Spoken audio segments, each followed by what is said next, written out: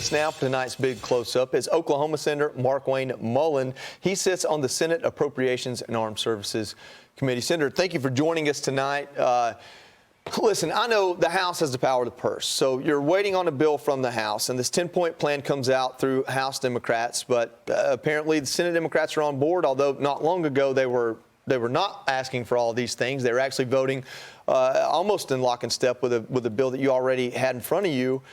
What is the repercussion here? Do Republicans just need to come up with their own list of 10, so compromise is bring it back to 0? Well, I don't know if you can even come up with 10 because the DHS funding bill we have right now was a bipartisan bill. Remember, it came out of the House with over 80% of the House of Representatives actually passing it and voting for it. So when they start talking about reforms, what is it that they really want to talk about? Because they want to talk about removing the mask off the ICE agents. You can't do that for their safety, just simply their safety alone. Remember, they've doxed these individuals. They went to their hotels or where they think they are. They went to the place of worship. They've showed up at where they eat for their own safety. They can't be exposing their face out there like that. When they start talking about judicial warrants, if they actually required you to have a judicial warrant on every individual you picked up that was here illegally, the entire country would become a sanctuary city. So, but if they want to start talking about like training, of course, let's talk about training. If they want to improve the training of the individuals to help them do their job more effectively, then I would be happy to discuss that. They talk about body cameras. Well, this DHS bill that we have right in front of us that passed out of the House with bipartisanship prior to them planting their flag like they have now, keep in mind that had $20 million in it for body cameras. So we'll have an open discussion with them, but we are not going to prohibit ICE from enforcing the nation's laws at all. We support DHS. We support what the ICE agent is doing. And look at what we've been able to do in the Border Patrol just because we allowed the law enforcement to do their job. One of the pushbacks, some of the pushbacks from Republicans is this idea of legislating at the federal level against sanctuary cities, and then also, bringing in other legislation, SAVE Act, stuff like that. What do you think the practical resolution is here? I know that you're waiting on a bill from the House, but I have to imagine the Senate Republicans are weighing in on this and trying to find a deal in the Senate that forces the House's hand as well. Well, I don't know really a path forward we have right now. We've tried to have good conversations with them. You could see maybe where you start negotiating immigration reform, if that's what they want to talk about, like actual immigration reform, but not amnesty. That's not even on the table.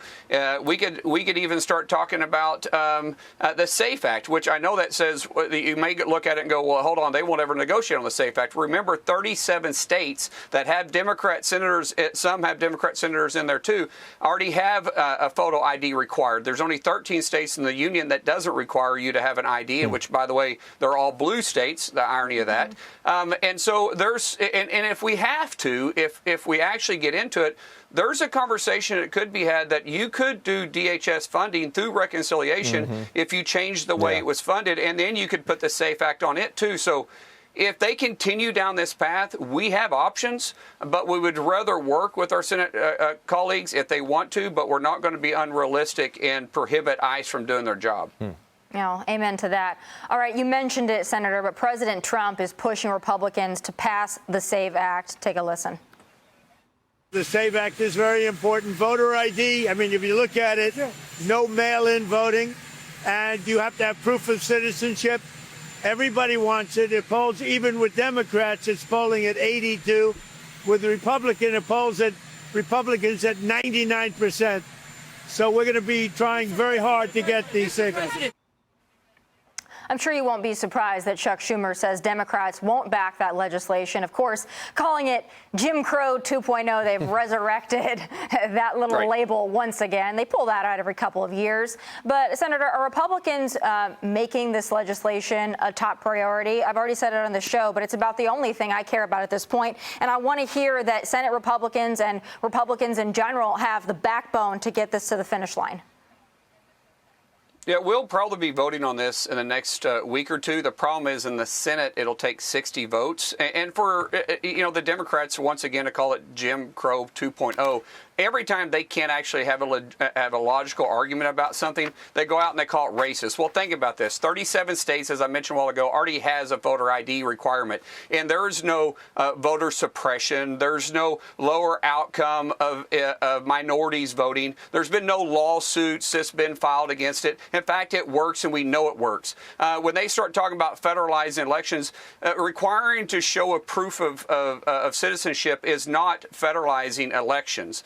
We're not telling them when, where, and how to have the elections. We're just saying you got to have a proof of citizenship. Well, let's talk about proof of citizenship. That's what a real ID already is. And by the way, you can't fly without a real ID. You can't rent a car without a real ID. You can't buy tobacco. You can't buy alcohol. You can't rent a house, buy a house. You can't open a bank account. You can't open a savings account. You can't even invest. You can't even sign up for government programs without an ID. And yet the Democrats somehow, if it's to go to voting, it's racist, Jim Crow 2.0, but yet you can't do anything else without an ID. It is absolutely absurd because they want to rig the elections in their favor. Senator, let's look abroad to Iran. We heard President Trump call the ongoing talks, quote, very good. Those were taking place in Oman. We know that there's also been this buildup of our assets in that region for potential strikes. I think a lot of people are open to the idea of negotiations generally as a rule, but they look at the Iranian regime. They have no reason to trust that regime to do anything that they could potentially agree to. And there's a concern that maybe they're just using the negotiations to string us along and to buy time. Meanwhile, they've reportedly slaughtered tens of thousands of people in their streets, which was a red line from the president. What do you make of this? Well, we know we can't trust the Ayatollah and his murderous regime. We want to support the Iranian people. They want freedom. They want to be broke away from the Ayatollah and their regime there.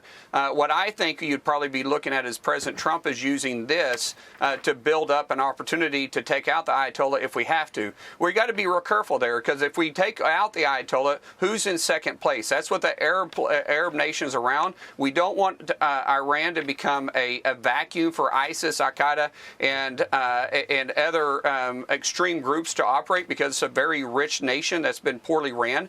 But at the same time, the Ayatollah is roughly 86 years old. If we buy time, maybe the Ayatollah takes care of himself at some point. But if they continue down this path, we know that the president does not bluff, but he will go on his time. And so by us having assets in the area, we're giving the president an option for when he has to use force, he will. But right now we want to go use diplomacy, and that's part of peace through strength. And when we have to show strength, we will be prepared to do so. And Senator, I want to direct your attention to the midterms. It is no secret that the party in power usually has a lot of trouble during the midterms cycle. And Axios is out right now with a new headline talking about the GOP's fear.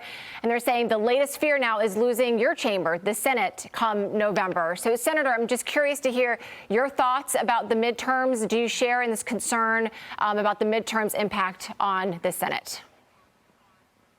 Well, we're in a knife fight. The House is in a knife fight. The Senate's in a knife fight. But we don't like to lose, and I hate losing. And so we're doing everything we can to win. We feel strong about North Carolina. We feel strong about Susan Collins' seat. We feel strong what Mike Rogers is doing up in Michigan. We've got a real good opportunity in Georgia. We feel like we're in a very good place in Alabama. Dan Solomon is just doing an awesome job, but we can't forget about Alaska. So we feel like we're in a good spot. We feel very strong about where we're moving, but the fight is we're just in the first round, and we're in a championship fight, so we got 5 more rounds to go. Senator Markwayne Mullin, thank you so much for joining us on a Saturday night. We really appreciate you. Thanks, brother. Thanks for having me on. Yes, sir. Hey, Sean Hannity here. Hey, click here to subscribe to Fox News YouTube page and catch our hottest interviews and most compelling analysis. You will not get it anywhere else.